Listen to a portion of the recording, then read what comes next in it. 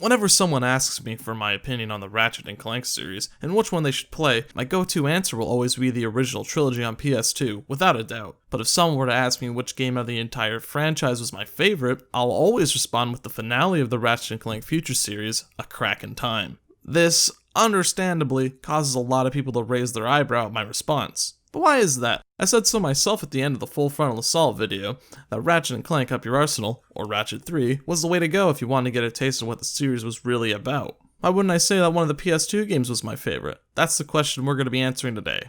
I'm going to be analyzing what is not only my favorite Ratchet game, but what I also believe to be the best Ratchet game. So, what made Ratchet and Clank Future A Crack in Time so special?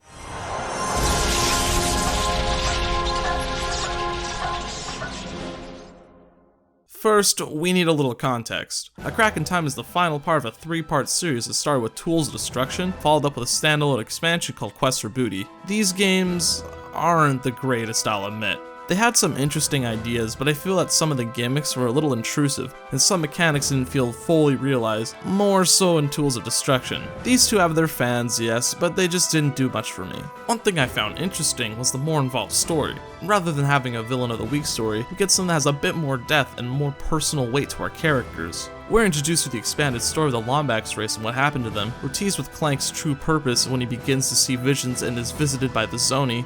The Zoni are little invisible creatures who travel through time. Yeah, that. What happens in the story isn't very important for this video until the ending. After the villain is defeated, the Zoni reveal themselves to our heroes and begin to take Clank into a portal. Ratchet is unable to save his friend and is left there speechless, along with the supporting cast. To this day, this ending still gives me chills from the music alone. So now that we got that out of the way, I can actually talk about the game you're all here for. A Crack in Time immediately subverts your expectations from the start. Rather than starting off as Ratchet as you do in the other games of the franchise, you start out as Clank from escaping from, oh hell yeah, Dr. Nefarious! This intro is amazing. We get to see glimpses of the area Clank will be in for the majority of the game, while this robot is causing a lot of destruction. Clank is cornered by Nefarious, and is once again immobilized before Nefarious would tell him what his plan was. It's revealed that this area is called the Great Clock, but its function isn't told. We switch perspective to Ratchet, and we're shown that he and Quark are searching their current sector for any leads on where to find Clank. The ship is hit by a strange anomaly and crashes down a nearby planet, where we see that the time isn't flowing correctly in certain locations. It's being reversed and replayed again at some points. The story switches between Ratchet's and Clank's point of view. I love this a lot. It shows us how Clank is adjusting to his new life on the Great Clock, and the duty he has to take up in order to become the destined caretaker. Things you do as Clank, such as fixing up time anomalies in the galaxy, will affect things from Ratchet's side of the story. There's even an amazing moment where Ratchet gets in contact with Clank, and Clank wants Ratchet to travel back in time to save his father Orvis. This leads to one of the best planets in the game, where Ratchet goes back and forth between two time periods, solving puzzles in one era so you can get the item you need to continue in the next era. This isn't the only time this happens in the game, and each time you do it, it's wild. The rules of time travel make sense, unlike a lot of other media. Reckless abuse of time travel could result in the destruction of the entire universe, so the Great Clock was built in order to keep the flow of time stable. I'll go a bit more into the story near the end of the video because I have a lot of things I want to say about it, and it isn't the main reason why a lot of people play these games. The gameplay in A Crack in Time is some of the best that the franchise has to offer. There were tweaks to the regular Ratchet formula since Tools Destruction that makes the game not only more fun to control, but also have more creative level design. You can now throw your wrench while running, which is so useful for breaking boxes at a distance, as well as giving you a ranged attack in case you run out of ammo. The number of weapons in this game may not seem too impressive at first, but the trade-off is that every weapon is useful in their own way and are perfectly balanced. There's no weapon that feels too strong or too weak. The experience curve is really good so that weapons can't fall super far behind in case you buy them in the late game. There isn't a weapon that I find bad at all. There are many weapons that I find really helpful throughout the entire game. Even the starting weapons keep their uses further along you get due to a new kind of collectible. There are hidden collectibles throughout the game that are called Constructo mods, which you can use to change up the way your Constructo brand weapons function. Stuff like changing your Constructo pistol to a rapid fire mode, or giving it a charge shot, adding extra effects to your shots, changing the way the bomb explosion behaves. Possibilities are really high. There's even a third hidden Constructo brand weapon that you can win at the Battleplex after finishing a lot of challenges. This one is a shotgun that can also be customized in the way you want it to function. That's right, I said hidden unlockable weapons. Some of the most powerful weapons in the game aren't ones you just buy from a weapon vendor. You have to earn the right to use these tools of destruction. not that one. You need to participate in the Battleplex, this game's arena mode, in order to win a select few weapons and upgrades such as the Box Breaker, the gadget that breaks all boxes in the area when you slam your wrench, and the Spiral of Motherfucking Death, single-handedly one of the best weapons in the entire franchise. It shoots a blade forward and then retracts it. It sounds simple, but the amount of carnage it can cause is almost unrivaled. Speaking of carnage, the Spiral of Carnage is the upgraded form of this weapon, and it's even better. Level design has also been vastly improved with the added gadget of the hover boots. They're simple on paper, but add a lot to the game with the way the planets are designed. The hover boots let you glide in the air like you could when you had Clank, but with the added ability to make you move much faster while on the ground, launch yourself off of specific ramps, and also give you the ability to jump platform to platform. Many planets were designed with this gadget in mind, making for some really creative and visually stunning set pieces. Areas are also more expansive since the backtracking is no longer an annoyance, since it takes you almost no time to go back and forth between locations. This also helps cut down on the time it would take you to explore locations. Speaking of exploration, there's a fully fledged overworld too. There are a total of 5 sectors to explore to complete various tasks. Every sector has multiple moons, as they're called, which contain challenges you have to complete in order to win a reward. I love this. They offer optional challenges with creative level design, ranging from platforming, puzzle solving, and shooting. The best part is, you get to listen to the radio that's on board your ship with their own in-universe advertisements. There are 4 different stations to listen to. Pirate Radio is my favorite, and it's hosted by Captain Slag and Pete from Tools of Destruction. The space exploration is really easy to control since you're locked at a set height. This eliminates the problem with Ratchet 2 and constantly losing sight of enemies because of the 360 degrees of freedom. The ship in Crack in Time is a lot more enjoyable since you can quickly take out enemies while jamming out to your favorite station. One more thing they have in the space overworld is a selection of side missions you can complete for bolts. These are completely optional and I love them for that reason. You can take on these tasks only if you want and you'll be rewarded for doing so. The side missions are mostly simple tasks such as take out these enemies or find this object and bring it back to me for a reward. I don't mind these that much since they're not required for completing the game. Whew. I've spent a lot of time talking about Ratchet, so how about our little tin can that could? Usually, the Clank levels in Ratchet and Clank games were the worst part, gameplay-wise. In terms of atmosphere, however, they were the best parts of the game in that regard. Seeing the world from the height of a little robot, and the regular enemies that Ratchet could take care of in just one hit would be some of the biggest threats because of how fragile you were. A Crack in Time is a very unique take on the Clank gameplay. Clank is still dedicated to puzzle sections, but also offers platforming and melee combat. The puzzle mechanics are actually really interesting. You use time to your advantage by recording actions and repeating actions to solve puzzles. Let me explain. You step on one of the panels to record an action. Then, when you record another action on another panel, the first action will repeat in the form of a colored clone. This mechanic was really unique for the time, so the real question is, how well were the puzzles designed? I will admit that these puzzles are a little too easy. At least I found them easy. The only ones that provide a real challenge are the ones near the end of the main story and the optional ones. I love these puzzles to death since they involve micromanaging and planning ahead. Even though the puzzles aren't super challenging or brain taxing, they are still incredibly satisfying to solve. The main meat of the game is still with Ratchet, but the extra stuff that was packed in the game makes it incredibly fun to play. There is never a dull moment in A Crack in Time. You're always doing something new and engaging. It really helps that this game runs at 60 frames per second for most of the time, even though it can dip down when a lot of action is on screen. The smooth gameplay makes more precise aiming and shooting much more fun. I'm not a total frame rate snob. I wouldn't just not play a game because it doesn't run at 60 FPS. I enjoy the later Ratchet games, most of them, even though they do run at 30 frames per second. May as well get into the overall presentation because holy shit, this game is fucking beautiful. Bitch. I love the way this looks. The character designs have amazing details, are animated with a lot of loving care. This is my favorite character design we ever had for Ratchet. He looks older, more mature, while still keeping the cartoonish expressions to give him more life than ever before. Or after. I didn't get into this during the gameplay section because I believe it applies more to here. There is a hidden golden bolt collectible throughout the game. When you collect enough of these, you unlock new skins from Ratchet, ranging from playing as Dr. Nefarious to a legacy Insomniac employee. This system adds more reason to explore the worlds, since most of them are hidden away in not so obvious places to look. Even some of the optional moons in the game have extra gold bolt challenges for doing everything on that moon. So, if you collect the regular reward and notice that the landing beacon hasn't changed color, I suggest you give it a quick sweep to see if you can find anything you missed. I didn't know where to fit this, but you can also customize your constructor weapons by giving them new paint jobs. You can pick between a couple of presets, or you can create your own paint job with the sliders. You can customize different parts of the gun, such as the base, trim, or even the color of the blaster shot if you really wanted to.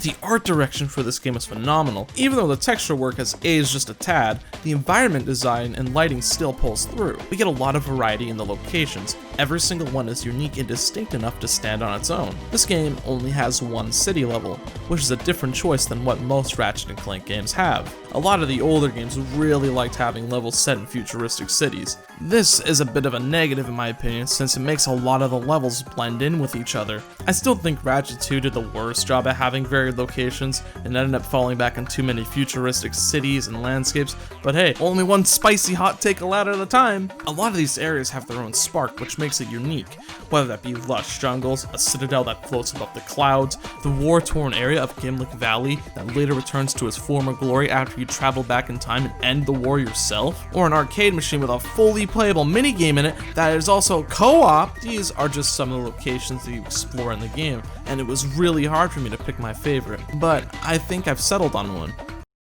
The Great Clock is jaw-dropping. This is the perfect blend of mystery, fantasy, and sci-fi that any location has ever gotten to in this franchise. Every Ratchet game has an area that defines the game as a whole, an area that you think of immediately when you think of each game. A Crack in Time has the Great Clock as that area. I'll bring up the optional moons again for all being themed to different locations, like fire, ice, desert, and mechanical. Since the main missions don't have any generic themes like this, the developers decided to put them in the skippable sections so you don't have to trudge through them. There is one aspect where the presentation does falter a bit, and that's with the music. I'm admittedly not a big fan of the music in this game because I don't find it that memorable. The music is too atmospheric for my taste, but there are a few positive aspects that can be salvaged. The main theme for A Crack in Time is amazing. It's grand and has a sense of finality, much like the game it is attached to. The main tune is incorporated into multiple key moments in the game to give it much more weight. Whenever you hear this key,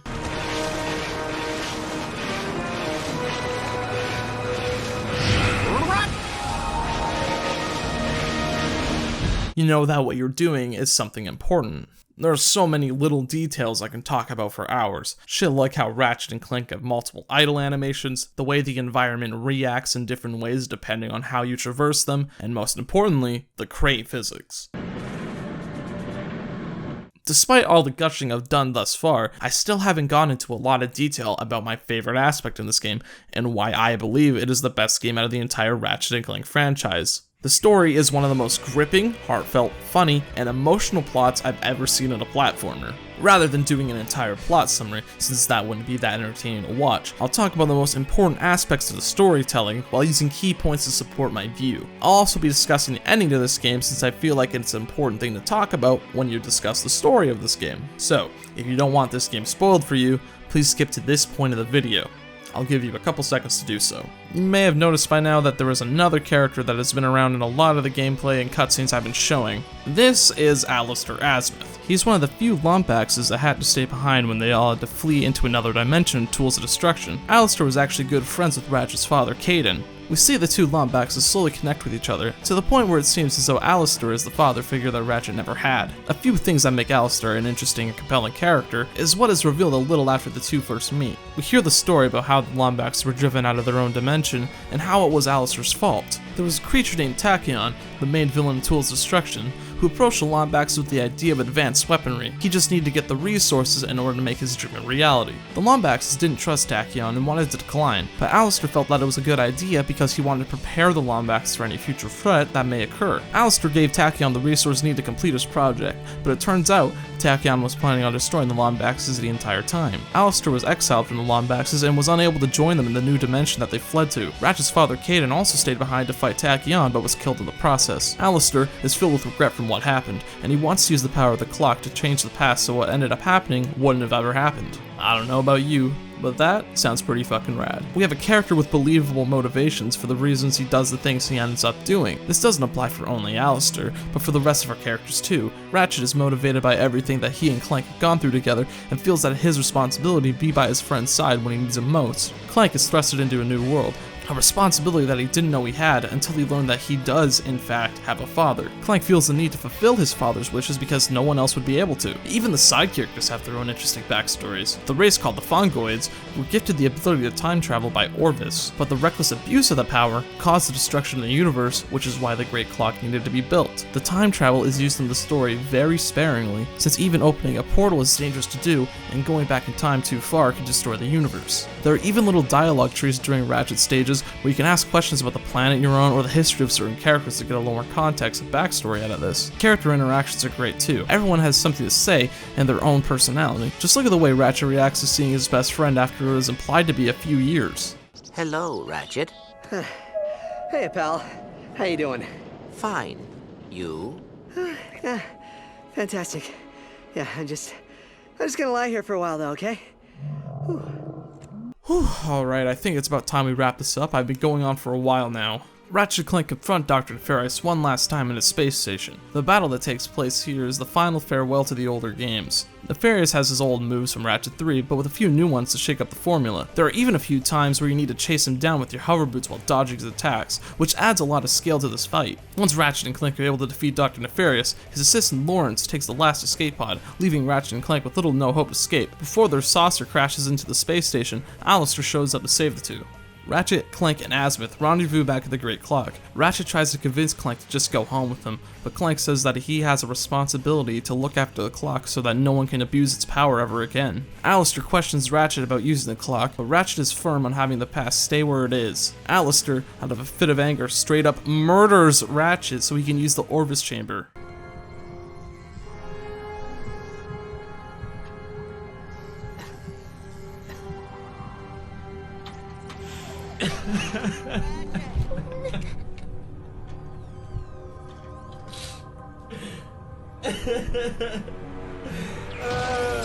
Fuck that. Clank is able to make it to the Orvis chamber for Alistair and locks him outside of it. Clank approaches the main control hub, torn about what he should do, until a voice in his subconscious tells him, Risk any more than 6 minutes. 6 minutes. Clank reverses time only 6 minutes and manages to save Ratchet from Alistair's attack. Ratchet races Alistair to the Orvis chamber, but it's too late as Alistair's already flipped the switch. The only thing standing between Ratchet and stopping the clock is his father figure Alistair, and his resolve is strong. Ratchet and Alistair begin to battle while the clock is going haywire. We're shown that Alistair has lost his mind and he's willing to kill Ratchet because he believes he could fix everything with the power of the clock. I loved this boss battle a lot. He starts off with the attacks we've seen him use throughout the game, but the further along the fight we get, the more desperate Alistair becomes. He becomes more reckless. He's casually causing destruction because he's fueled by his emotions to kill Ratchet. It's a little simple gameplay-wise, but the fight in context of the rest of the game is what makes it so special. Ratchet manages to defeat Alistair, but is unable to stop the clock since the switch controlling it is broken. Alistair sees what he's been causing and is once again filled with guilt. As a last-ditch effort, Alistair uses his wrench in order to manually move the switch. He is successful, but is killed in the process. Ratchet, Clank, and the Zoni repair the Orvis chamber. Clank begins to listen to the orientation video for becoming a senior caretaker, while Ratchet begins to leave. Clank stops the video, saying that since he discovered his own family, he realized that he cannot leave Ratchet until he discovers his own. Clank passes the Chronoceptor on to Sigmund, a robot assistant that has been in the Great Clock throughout the story. Clank is able to quickly run back into Ratchet's ship before he leaves. The two smile at each other as they embark into space once again, ready for another adventure. Despite the darker finale of this game, I still believe the ending that we got was a perfect send-off for this game. I know I just spent a long time analyzing shit like character motivation in a kid's game, but I don't discredit good writing when I see it, no matter what source it came from. But would I recommend this game to someone who hasn't played a Ratchet and Clank game before? No. I know. I just went on for a really long time about what I loved about this game and why I think it's the best one. But why would I still say you shouldn't play it first? The answer is a lot simpler than you think. Ratchet and Clank Future: A Crack in Time is a finale, not just of the Future trilogy, but of everything else that came before it. There are multiple references to past games, and a lot of emotional moments that won't have as much as an impact if you haven't played any other game before it. I'm not saying that it's a bad game to start off with, far from it. I still think it's an amazing game. I just think that you lose out on a lot of what makes this game special if you haven't played any other one before this. I still recommend that you start with Ratchet 3, Ratchet 1, 2, or even Tools of Destruction. They're all well-made games, even though I don't enjoy a couple of them as much as other people do. I still recommend Ratchet 3 above the rest of them. It has tight gameplay, good level design, lots of stuff to do even in the post-game, kick-ass soundtrack, and a decent story. So I'll ask the question one more time. What made Ratchet and Clank Future a cracking time so special? And the answer, I believe, is everything. Hey, thanks for making it to the end of this video. If you enjoyed this one, I have 2 more you can watch. One on Ratchet and Clank Full Frontal Assault, and one on Devil May Cry 2. These ones aren't nearly as positive as this one, so go in expecting that. If you enjoy more positive videos, you can actually check out my friend Nolan, or Aqua as he's called, where he makes more positive game reviews. I don't plan on making a lot of positive reviews since I feel critiques are more interesting to me. I just thought I'd like to shake up the formula a bit and try out something else. Don't expect the next video to come out in only a week like this one, because this one took a very long time to edit, but I do have a plan for the next one, so I'll see you then.